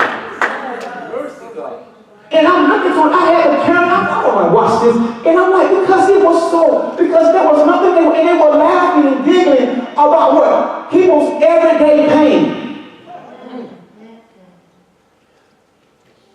And then if you're a Christian and you're saying this, and they yell at you, but you're not testifying about the glory of God. You sitting here exposing each other about how you came together. Now, listen, I didn't read the whole book. I'm just going by what that point. I'm sure they clean up because they are a powerful couple. I'm sure they clean. What I'm saying to you is that we got to be very watchful on how we present something. We don't want to handle the word deceitfully. I'm not saying don't be transparent, but don't tell your testimony like it's glorious. Don't tell what God brought you out of like it was something glorious, because the Bible says you ought to be ashamed of that. In other words, I'm ashamed of the things I went through. Now, I didn't say I was condemned. I'm not condemned because I'm a new creature. But what I used to be, I'm glad that's not me. Amen? As a field training officer, my job was to train other officers. God made me an apostle. He said, I'm making you another field trainer. Now I want you to train these officers. Everybody in this room, God has called you to walk with authority. See, one thing about everybody that we trained, everybody that I trained was hired for a position of authority. It didn't matter if it was a female or a male. When they got hired by the sheriff's department, they were hired for a position of authority. But they still had to be trained on how to walk in it. Yes, you are a son and a daughter when you get saved, and yes, you have power and authority, but you still have to be able to be trained in it. You have to be trained on how to walk in that position of authority. Because the kingdom has soldiers. And God is no longer saying, if my kingdom was of this world, they would fight for me. Why do I know God is no longer saying, let me tie it all, bring it all home? Because Jesus, God says, remember, how many of you remember when I preached that God could never have a kingdom down here unless he brought a seed down here? In other words, you can never have a harvest of apples unless somebody gives you an apple seed. So when we sing the song, he came from heaven to earth to show us the way. Jesus Christ is the heavenly seed. Came from heaven. He was planted in Mary. The seed from heaven was planted in him. That's why we say, Our Father, who art in heaven, hallowed be thy name. Thy kingdom come, thy will be done in earth as it is in heaven. It will never be in earth as it is in heaven unless we get a heaven seed. You cannot go heaven on earth without a seed. Somebody get me this. So he sent his son who came from, that's how we know Christ came from heaven. Because if he didn't come from heaven, if he's not the Son of God, then he couldn't produce a heavenly seed. He could not produce a heavenly harvest. If he was a man, he can only produce a manly harvest. But because he's from heaven, he can produce a heavenly harvest. That's why he said, I came among my own, but they received me not. But for those who receive me, what did they receive? The seed. For those who received my seed, gave him power to produce sons. See, that's how you know, no, I must be baptized, but I don't have a Baptist seed. Why? Because no Baptist came from heaven. No Pentecostal came. I have to go through the Pentecostal experience. But the Pentecostal experience came from the heavenly seed. That's not, so therefore the seed that came from heaven, when you receive that, it begins to produce what? Heaven on earth. Amen. It's going to produce heaven on earth. What is heaven on earth? God's kingdom. God's way of doing things. So when God's way of doing things become on the earth, now it is in battle with the world's way of doing things. The systems are going to collapse. And now, those who have an ear, hear what the Spirit of the Lord is saying. He's training his soldiers. And he says his soldiers does not get entangled with the cares of it. Why? They understand teaching comes with purpose. See, y'all heard me say, I wrote this on Facebook. Because God put it on straight. He said, we know Jesus as the Son of, this is how he gave it to me. We know Christ, we know Jesus as the Son of Man. We know Christ as the Son of God, the anointed one. We know Lord as the one who leads. But God said, now it's time to know me as rabbi, as teacher. He says, many don't know me as teacher. Because he says, now tell my people, because I teach with a purpose. I teach with a purpose. Any teacher in the natural they will always tell you they have a purpose behind their teaching. That's why they have what you call a panel. They have a school, they have what they call it, teacher plan. Why? They don't go in the year and guessing what they're going to do. They don't, no, a school gives them a, why? Because they have because they know what they're trying to accomplish. They have a plan on it. So why do we think God just throwing it up in the air? No, he isn't. He has a plan on what he's trying to accomplish. And the Bible, read the power, so they don't get entangled. Go ahead. Verse 4. No soldier gets entangled in civilian pursuits. Since his aim is to please the one. His aim is to please who? To please the one who enlisted him. So, without faith is impossible what? Please God. So those who move in faith are going to do what? Please God. And faith come by what? Hearing. And when I was a kid, and what's funny, as a baby we desire what? Of the what? Word of God. That we may do what? Grow. To be prepared. To be equipped. To build what God, because watch it, if there's a war coming, we need to build a wall. If there's a war coming, we need to know where the capital is. We need to know what we stand for. Amen? If there's a war coming, we need to put the word back in order. That's the last thing he done. Y'all already know this. Now he's putting the word back in the, please get it. He's putting the word back in the educational system. He's putting the word back in the teaching system. He's saying, I'm putting the word back in the teaching system. If he's going to put the word back in, he wants to put the word back in the school. It may not happen, but he's trying to, I'm declaring something to my people. What am I declaring? I'm putting the word back in a teaching setting. That's why when we move, we're going to have classes. They're going to be classes. One of the first things I said, we're going to have a process class. We're going to have a class on identity. We're going to have a class on purpose. You're going to be able to come here on maybe Monday night and take a class on identity. You'll be able to come here and take a class on purpose. You're going to be able to come here and take classes, specific classes that go along with, and you know, why? Because you're being trained. Why? And you're going to understand it. And I don't even know some other classes God has done, because why? God says, I am not your entertainer. Put my word back in the school system. What's the solution? Put my word back in the place where it's to be taught. I love you preaching and all of that stuff, but it's time to train my soldiers. You don't preach to train someone, you teach. So it might sound good if I say, baby, put one foot in front of the other. Teach. Teach. I heard him say, teach one, reach one. Reach one, teach one. Why? Keep building my kingdom. Teach my word. Teach that they'll understand that you're the kingdom on earth. You're the sons and daughters on earth. And I have called you for purpose. My purpose.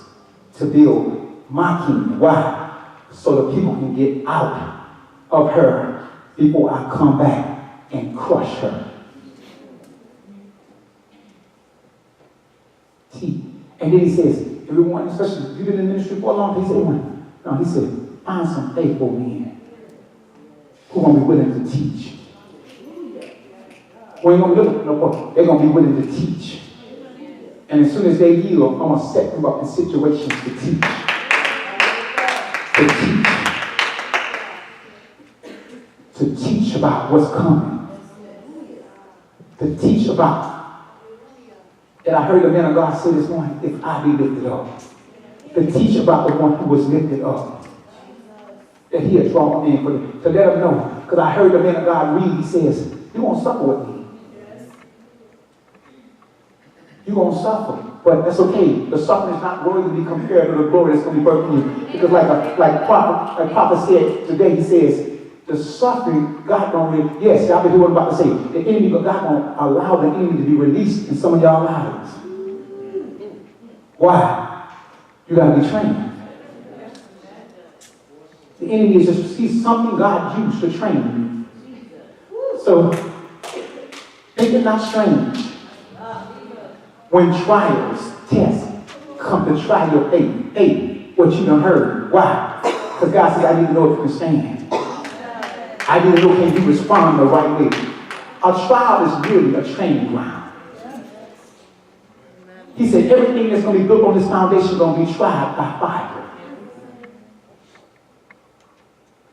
I'm going to try you. I'm going to see if you've been eating. I'm going to see if you've been. Let us hear what the Spirit of the Lord says. I'm going to see if you've been hearing. So don't think it's strange. Well, see what I should say good news. Good news. It's not sent to destroy you. It's sent to shape you. I don't know nobody who loved their sergeant. Matter of fact, it was funny that they chose to put out of our class to be our lieutenant and sergeant. And you thought that was your friend, you hang out with. But when them cats got on that feet, like, bro, you gonna stop this, man? We've been out here about an hour and a half. And you know what's funny about when one person messed up? It made the whole team stay out.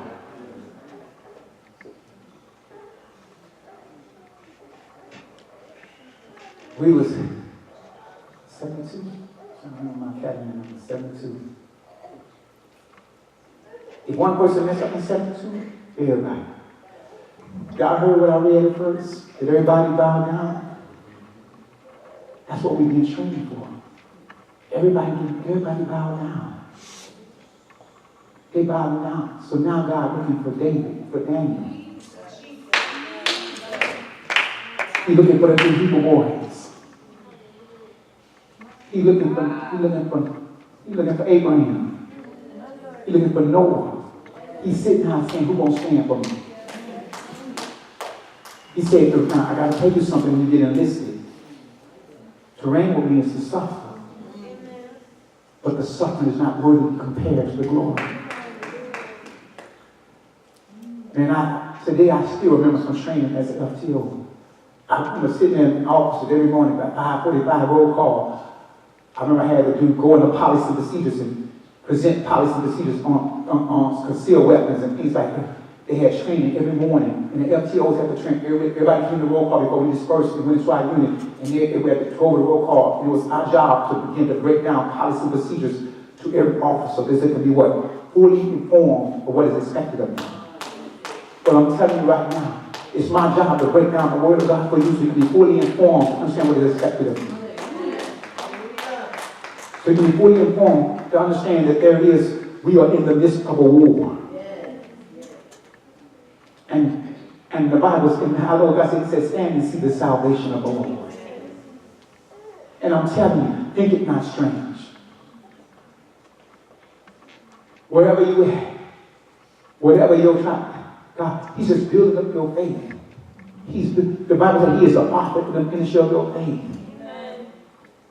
You've been trying. Some of us trying in your bodies, trying in your mind, and God knows. Let me tell you something. He knows everything that's going on. He knew it before it took place. And yet, He knew it when He gave you your husband. He knew the situation you was in. And He knew what was going to go on. But He wants you to know Him. So no matter what's going on, you see, I look at this shield of faith. He said, block what the doctor's saying. Stand on the word of God. For I am the God that calls you to be fruitful and multiply. Stand on what I say. We about to transition. It look crazy. Don't look crazy. It's not even, but stand on what God said. That's what He was saying. He know about it. It's stand on what God's saying. I don't know how it's going to just stand and see the salvation of the Lord. I'm going to build your faith over these little things right here. So when the big battle comes, when they start arresting people, when they start telling you, if you don't do this and don't do that, we're going to take this and don't take that. Like Prophet Barbara preached this morning, I ain't taking no side deal. we're going to take this to the court, but we're going to take this to the judge. We're going to take this and see what God has to say. I know what you're saying. They talk about they want us to pay this and they like, I said, no, we're going to take it to the judge. We're going to see what God got to say about it. You can say everything you want to say. And I'm looking at them, you look at what they're saying, you're like, and then you get kind of saying, they crazy. Stop talking about they crazy. Take it to the judge. And whatever the judge allowed, we good. But I'm going to the judge, and the judge already know what time it is. I don't know what lawyers, doctors, people who gonna try to hinder you from accomplishing it. It ain't what they said. It's what God said. Hear me. God is training you with purpose. And that's why the devil hates for you to come to church. He hates for you to sit down and be rooted at a certain place. Why? Because if you start getting trained, my God, you will take his head. Your life is going to change. Your family going to change. Because there's nothing more dangerous than a trained soldier, a trained son and daughter of God. Someone who is equipped to build the body. Equipped to build the body. We got people who are equipped to build a church, but they ain't equipped to build a body. Because the body will cost you something. And bodybuilding, it takes place way outside these walls. And we went out on Saturday. I ran into a couple right there. There was a couple sitting in the car. It was so funny.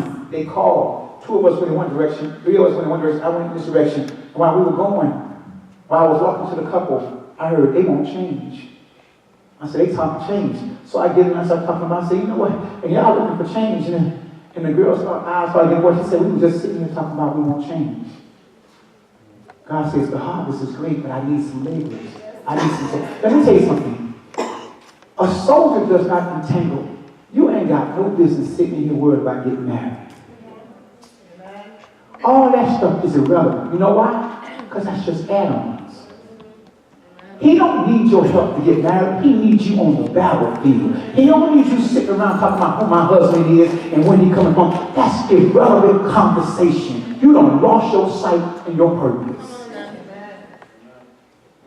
Even the couple, it's so funny. I'm just thinking. I thought What's so amazing about Tessita and Aaron, I'm sorry, Aaron. Can you get on the line up, please? Listen. There were people that came and said, I didn't even know they were just friends. I never even saw it. I never even saw it. See, if people can see you, then your attention's on the wrong thing. What they saw was her dancing. You saw him sometimes, and sometimes you didn't see him. Why? Because he was ministering. He was ministering his father's church. He'd come here and hear the word. And then guess what? He was in order. He stepped here. He said, bam, bam. Matter of fact, he even gave the ring. See, I'm going to tell you something. You know why some of y'all, you're not ready? You're not trained. You're not trained. You're still trained after your own desire. Your desire is not God's training. Hear what I just said to you. Your desire is not God's training. Read your word. If you read your word, God is going to eliminate your desire. You got to give up your desire. See, once you give up your desire, that's why he called it an add-on. Why? Because you weren't looking for it. You were so consumed in what God was designed. You're so consumed in building the kingdom of God. And I want to tell you something. You better work while it is day. Because the enemy's job is to distract you. To get your mind set on civilian affairs. Do you know what will happen to a soldier in the middle of warfare sitting and thinking about getting married? He's going to get his head blown off. You better understand, training with purpose. You think your body say, yeah, my body, what's that?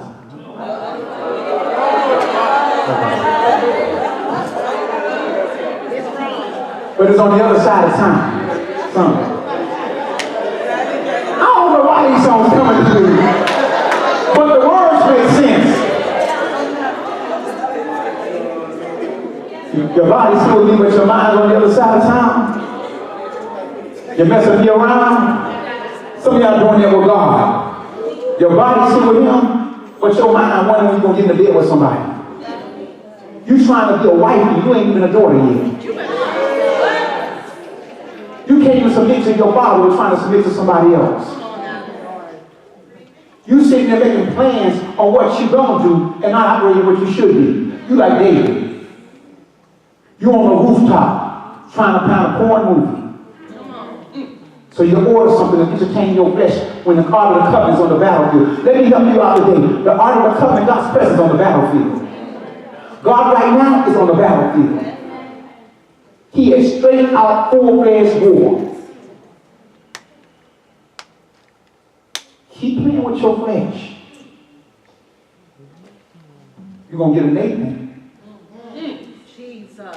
You're getting all these prophets. You're going to get a Nathan, though. And Nathan going to tell you right where you at. You're full of lust and perversion. You're rebellious. You're a witch. Your whole mindset is consumed about what you want. You don't care what I want, you think about what I want. You play in my house, and you think because you do a couple of things for me that you please me, but you don't know me. You're full of iniquity. And you may fool everybody else, but I see the desire of your heart. I see what you long and crave and desire for. It comes out your mouth so constantly that it is a nasty and bitter taste to my ears and my mouth and my senses. Because I desire for you to be consumed by me. Taste and see that I am good. Know that I am faithful. And I don't need your help. I need your obedience. It's true. God said, I want you so sold out for me that when I add me to you, you'll know it was me. Instead of you sitting there guessing. Albers don't know if somebody else one. You don't know if it's right or not right. You can't tell if it's right because you ain't right. You ain't been trained up to be. See, if you ain't been trained up to well know if the person's right, that's because that's not them. You ain't right. Because watch this. because of my training, it didn't take me no time to realize that Papa Barber wasn't trained. My training gave me insight on his condition.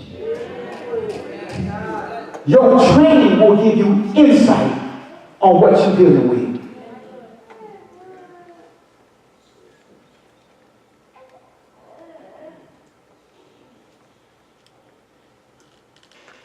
All it took when I say by faith, and I'm using, this is my son, I can use him.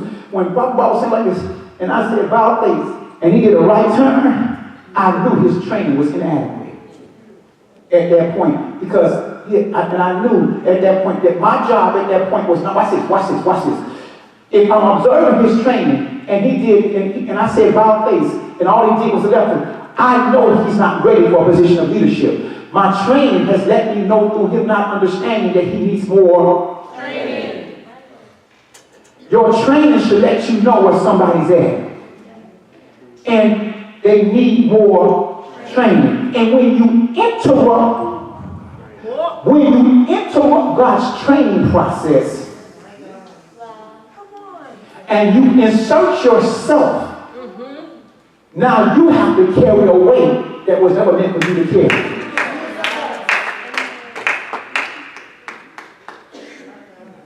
Your flesh don't feel good, but you're going to feel like times you're about to lose your mind.